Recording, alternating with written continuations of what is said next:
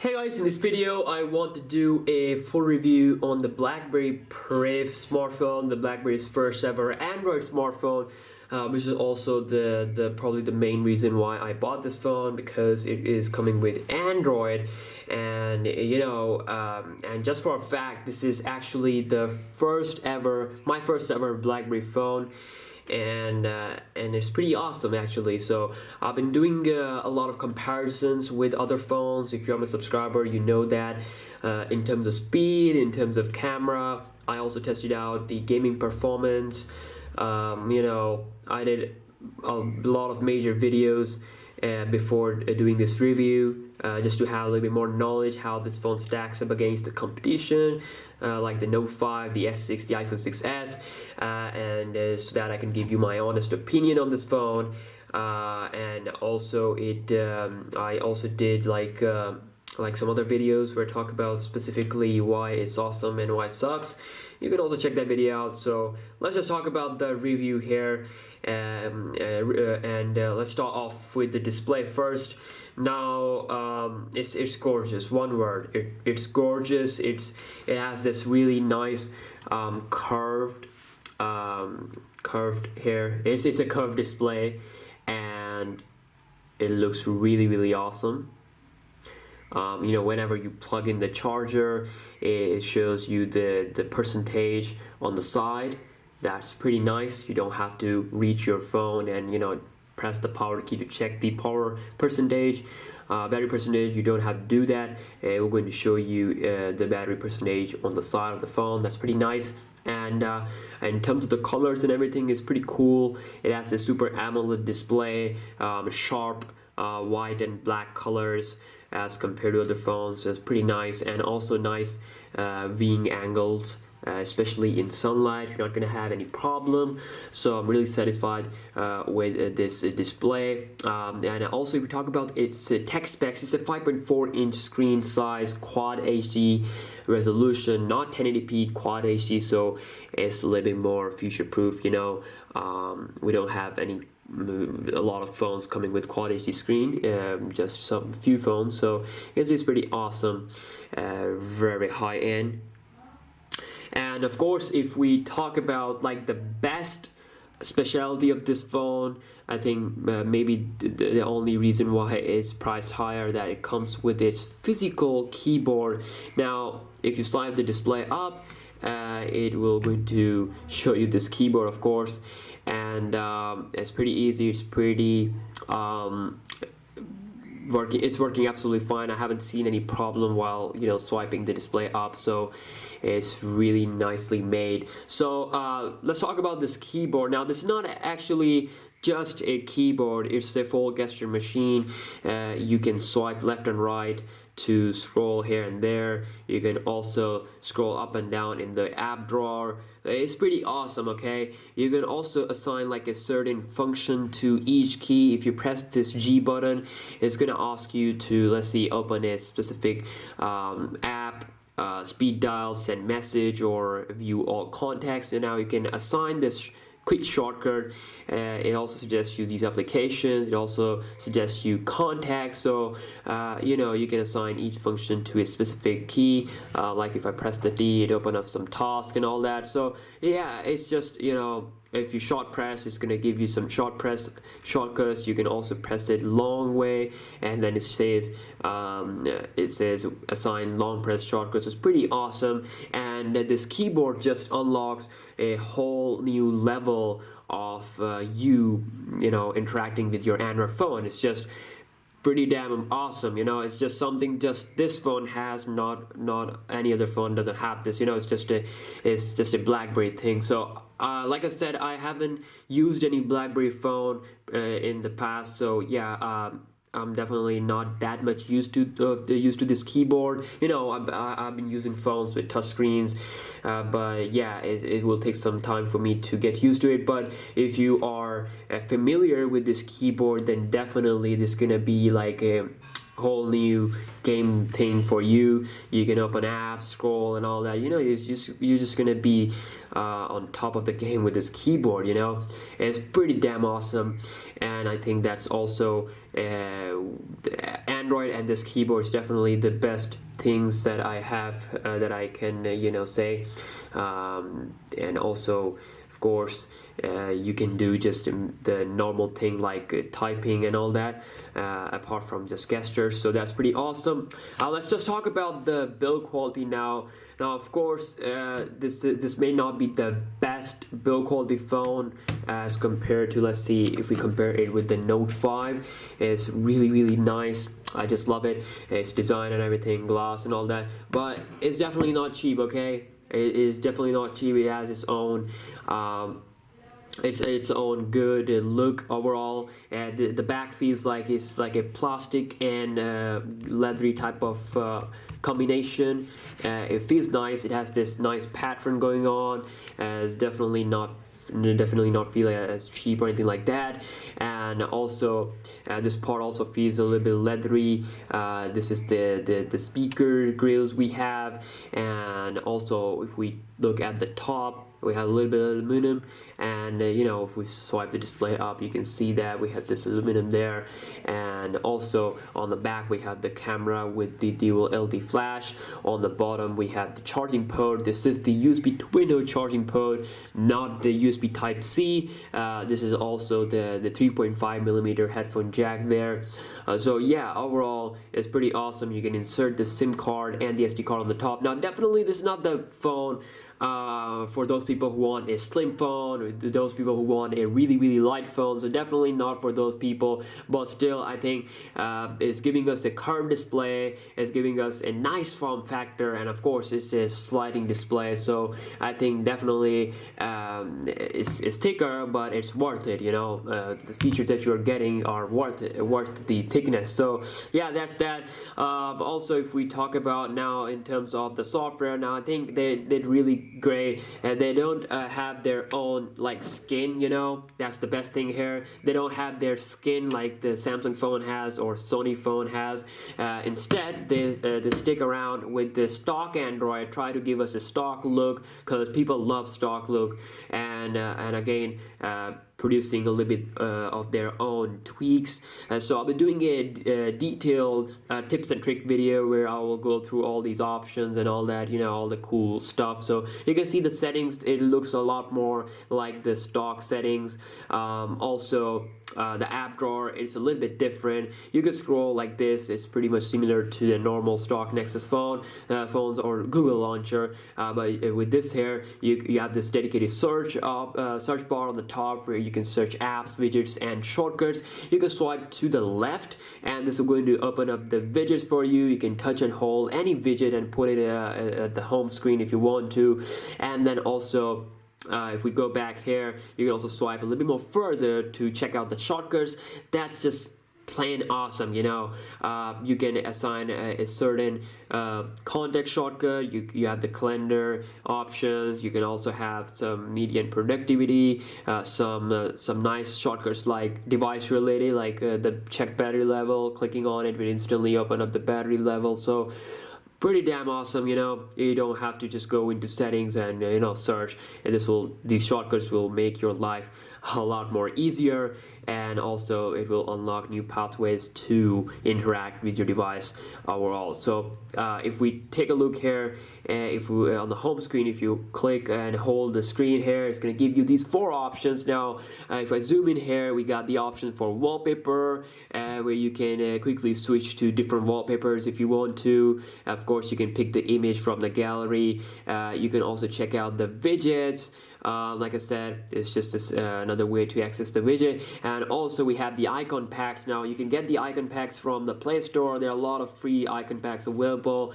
Like I said, I'm using the system one, so I can switch to the Moonshine, and I'm just gonna hit I don't have to apply. I just want to go back and it will apply for me by default. You can see now I have a little bit awesome icons there. So yeah, you can just give it a new look by having these icon packs.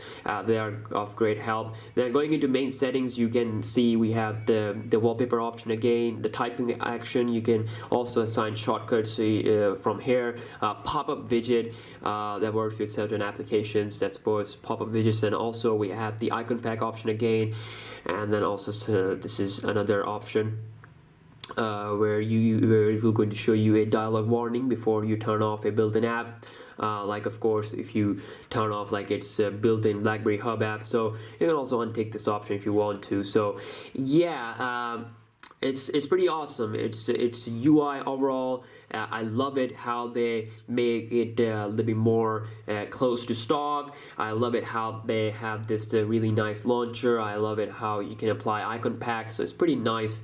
And also you can see this how its notification panel looks like, really similar to the stock one. Going into main setting, just want to show you guys that this is indeed Android 5.1.1 Lollipop. This is not Marshmallow. Hopefully we will get the Marshmallow pretty soon on this phone. I think maybe in the start of January, but I haven't heard anything officially from Blackberry. But yeah, maybe. Well, it's a possibility. I think it's definitely a possibility that we will see Marshmallow coming pretty soon. And yeah, let's just talk about the camera. Now, I'm not that much impressed by its front camera, which is just 2 megapixels, but its back camera is pretty dope. It has this 18 megapixel sensor, dual LED flash. It's a big sensor and it takes really nice photos overall, outdoor and indoor, and also really nice photos when it comes to the low light shot, even better than the Note 5. So I'm just gonna go into the camera application first of all, quickly show you guys, run through the camera application and its features. So let me just zoom out a little bit. So you can also just quickly take picture, of course. If you click and hold, you can just have that brush shot if you want to, like this. That's also pretty nice. And also we have this front camera option. We have different modes to switch from, to photo to video. Also we have the effects mode where you can apply certain effects. Also you can just quickly access the gallery. You can click to focus. It just makes a quick beep there. You can also change the exposure here. Now if you are really in a low light situation, you can change this all the way up to the max and you'll get the best shot. We got the HDR option on the top left, the timer, the ratio, the flash, also then the main settings. Now in the settings, we can change the photo quality. We also have the video option. We also do got the options here for the media card. Now of course you know that this phone comes with the SD card option.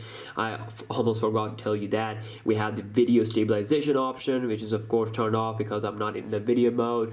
So yeah, definitely you can change the 4K footage mode all the way up to 720p if you want to. 720p 60 fps, 1080p 60 fps, that's pretty nice. And yeah, of course this phone comes with 32GB of internal memory. Built-in is almost 22GB available, so you can insert an SD card if you want to increase your chances of having more 4K or more apps on your phone. So you can just focus here and capture photos. I'm just going to show you a little bit of some sample shots that I captured. By the way, I've done comparisons. You can also check that out on my channel now. Zooming in here, taking a look at some of the photos. This is a picture you can see of my cute little bird. You can see how it focused up pretty nicely. Then we have this, then we have this. This, like you can see here, it has really strong colors. Like I said, you can see this chair is more blackish, and also then we have this one. This is an extreme low light shot. This is also an extreme low light shot, and this one just nailed it. You can see it's really bright. Then also we have this one. Let's see here, what else? Let me just show you a little bit nicer shot. Wow, this just looks like a picture captured using a professional camera. Like I said, outdoor quality is just so goddamn amazing. Lots of awesome shots. You can see here, this is a zoomed picture. I captured this picture by standing far away, and I zoomed in by the pinch to zoom feature, and you can see, wow, really nice quality. You can edit these pictures, you can just post it on Instagram. You can make a separate photography account. It's just really nice camera overall. I'm really happy and really impressed. Of course, you get some normal Android option. You can just edit these pictures right away, set up lights and colors and all that cool stuff. And you can also go back and you can delete the pictures, share them on social networks. So it's just overall, it's just a load of awesome features, a lot of awesome stuff. And I'm really surprised by its camera performance, but its front camera is not that good. Maybe with the next Blackberry phone we might get a better front camera. So also performance, yes, performance, it has a Qualcomm 808 chipset. On paper, it seems like it's definitely not as powerful as phones like Xperia Z5 Premium, but definitely if we take a look at the real life performance, the difference is very minimal. I just want to be honest with you guys. Difference is minimal. You will see those devices perform better than this phone, especially Note 5. Note 5 just manhandles this phone when it comes to performance, apps opening, and benchmarks. But you will definitely not gonna notice that much of a big difference. It's not that slow. It's just few seconds, and if you can live with that, then that's awesome. Snapdragon 808 definitely not that of a bad chipset. If you have watched my gaming review, you know that this is a really capable phone. It can handle games like Grand Theft Auto San Andreas on the full max settings. So as you can see, I've installed here. You definitely might want to check that video out. So it doesn't have fingerprint sensor, it doesn't have 3D touch, but it does have is this keyboard. So like I said, the keyboard it's a really shiny feature that people are really interested in. And also we got 3 gigs of RAM, so performance wise it can handle pretty much anything you throw at it. Really optimized environment. And also you can see with this curved display you also get this cool bar which you can swipe and you can see your notifications. I get notifications from YouTube, from the channels I have subscribed to. Then also we have this option for the contacts, mail, and all that. You can also edit this. We have this cool settings button where you can decrease the bar here. It's transparency. You can increase it to decrease it. If you just want to make it smaller and less visible. So yeah, like I said, I will going to cover this all up in the main tip-centric video. So this video is definitely getting a little bit longer, so I just want to give you my honest opinion. Also one thing is that this phone has this volume rocker on the right and the power key on the left, something that you will not going to normally find on other phones. For example, the Note 5, it has the power key on the right. The iPhone 6s, it has the power key on the right side, and then also on the Xperia Z5 Premium you're also going to notice the power key on the right. So yeah, that's just a different approach. I have noticed they have this power key on the left. Maybe if you are a lefty, then you'll have a little bit better experience, but of course I think with the right hand user you might wanna it will take some time for you to get used to it, but overall I think I'm getting used to it pretty quickly. It's not that bad at all. So yeah, lastly, the battery is around like 3,400 something, and it's good. It's really good. It's not gonna drain a lot when it's in lock screen mode. It's really nice. You will get a decent battery out of it. 15 hours plus usage for based on my usage. I use Facebook, I use YouTube, watch videos when I'm eating something, so it's pretty nice. Overall 15-hour plus usage is definitely decent, and it just comes down to your personal usage. If you don't play games, if you don't really play games at all or use Facebook at all, just use it for music and all that, you will get it for almost a day. So yeah, it just depends on your usage. It's nice in terms of battery, and that's about it. Lastly, for the price, in my country it costs around like 88,000 Pakistani rupees, which is around like $880. International price might be a little bit less. Yeah, it just comes down to your personal preference. If you think the keyboard is worth this price, if you think this curved quality display worth this price, then definitely it can be a good choice for you. Definitely it has all the good things to be the best phone. phone. Obviously, every phone has some flaws. Like I said, I made a separate video talking about why it sucks, so you might want to check that out. So it just comes down to your personal preference. I'll make a separate video also giving you a little bit more detailed reason video, you know, comparing it with the Note 5. I got a request for that video, so yeah, I will do that. So yeah, I hope you guys enjoyed it. This video is here on youtube.com. Just comment down below if you have any question, we can, you know, have a debate. And yeah, I will catch you guys in my next video. Hope you guys enjoyed it. Please subscribe also for all the support, and peace out.